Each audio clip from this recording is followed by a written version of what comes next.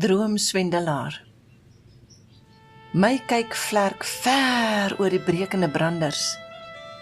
Wit water met skuimpertjies op sy rug vind.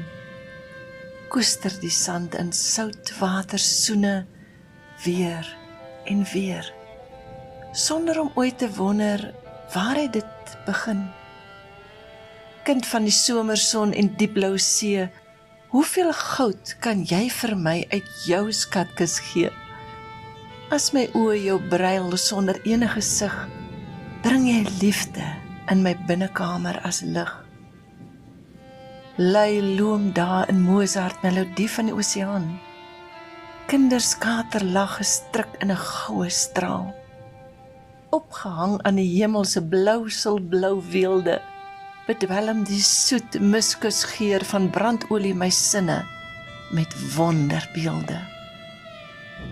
Vanaand as die son se strale in die see verdrink, knetter die brandende hout in 'n kotteljons. Saam breek ons 'n broodjie met mekaar, skink ons uit die oes van die wynvat op die nuwe jaar. Ou verhale en folklore word gedeel in die laat aanduur. Saam bind ons die pyle in ons kokers met woordlijmkuur. Kadriel ons om mekaar, onthou paaie vir elke nuwe môre. Verf monet skilderye teen ons binnekamermuur.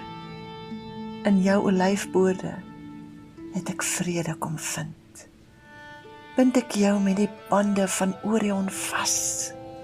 Skryf ek jou naam met die strale van die maan in die sterrehemel met goue halle gekwas. Want as die son breek oor die oosterkim, raak jy weg na die land waar die son inklineer.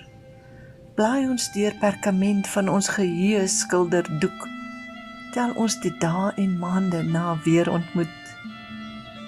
Want hier loop ons paaie eers uit mekaar, maar ek bly 'n droomswendelaar. Geskryf deur Johanna Crawford, gelees deur Margaret Bennett.